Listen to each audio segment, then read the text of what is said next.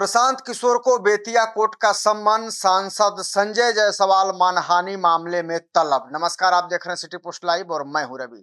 Jan Suraaj party के संस्थापक और राजनीतिक रणनीतिकार प्रशांत किशोर की मुश्किलें बढ़ती नजर आ रही हैं।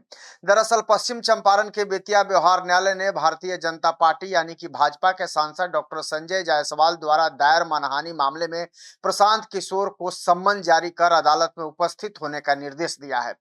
कोर्ट के इस राजनीतिक आदेश के बाद बिहार के राजनीतिक गलियारों में एक तरीके से कहें कि फिर मामले को लेकर चर्चा तेज हो गई है। जानकारी के अनुसार यह मामला डॉक्टर संजय जायसवाल के खिलाफ कथित रूप से की गई विवादित टिप्पणी से जुड़ा हुआ है। सांसद की ओर से दायर मानहानि याचिका पर संज्ञान लेते हुए बेतिया व्यवहार न्यायालय ने प्रशांत किशोर को नोटिस जारी किया है और उन्हें निर्धारित तिथि पर अदालत में उपस्थित होने को कहा है। मामले की जानकारी देते हुए अधिवक्ता चंद्रिका कुशवाहा ने बताया है कि विवाद की शुरुआत पिछले वर्ष हुई थी। उन्होंने कहा कि पिछले 13 सितंबर 2025 को बेतिया में आयोजित एक कार्यक्रम के दौरान प्रशांत किशोर ने सांसद डॉक्टर संजय जायसवाल के खिलाफ कई गंभीर आरोप लगाए थे। आरोप में उन्होंने अपने संबोधन में प्रशांत किशोर ने सांसद को लेकर आपत्तिजनक शब्दों का प्रयोग किया था और उन्हें कथित रूप से टूटपूंजिया पेट्रोल चोर कहा था। इतना ही नहीं, अधिवक्ता के अनुसार प्रशांत किशोर ने बेतिया नगर निगम में कथित पेट्रोल चोरी के मामले से भी सांसद का नाम जोड़ने का प्रयास किया था।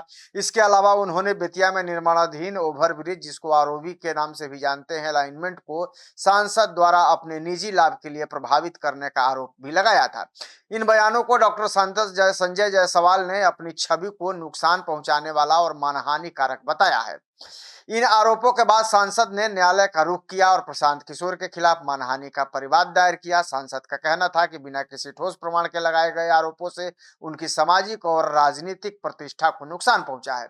अदालत में दायर याचिका में उन्होंने कानूनी कार्रवाई की मांग की थी। अब अदालत ने मामले की प्रारंभिक सुनवाई के बाद प्रशांत किशोर को समन जारी किया है और कोर्ट में उपस्थित होने का आदेश दिया है। न्यायालय में उपस्थित होकर अपना पक्ष भी रखने को कहा गया है।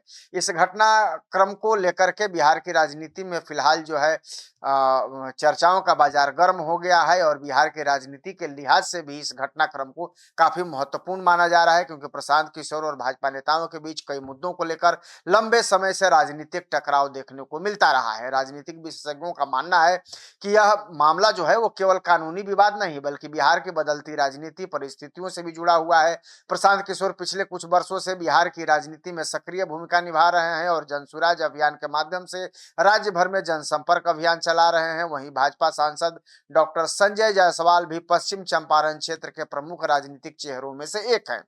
कोर्ट द्वारा जारी सम्मन के बाद अब सभी की नजर इस बात पर टिकी है कि प्रशांत किशोर अदालत में क्या रुख अपनाते हैं। यदि वे अदालत में उपस्थित होकर अपना पक्ष रखते हैं तो मामले की जो आगे की सुनवाई शुरू होगी। और वहीं कानूनी विशेषज्ञों का यह भी मानना है कि मानहानि के मामले में अदालत दोनों पक्षों के तर्क और उपलब्ध साक्ष्यों के आधार पर भी आगे की कार्रवाई कर सकती है।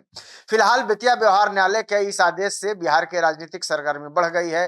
प्रशांत किशोर को जारी सम्मन के बाद यह मामला एक बार फिर चर्चा के केंद्र में आ गया है। अब देखना होगा कि अदालत में होने वाली आगामी सुनवाई में क्या कुछ नया निकल करके सामने आता है और इस बहुचर्चित मानहानि मामले में आगे क्या फैसला होता है। आप क्या सोचते हैं इस खबर को लेकर? कमेंट में जरूर अपनी राय दीजिएगा और खबर को ज्यादा से ज्यादा शेयर और लाइक भी कर दीजिएगा। धन्यवाद।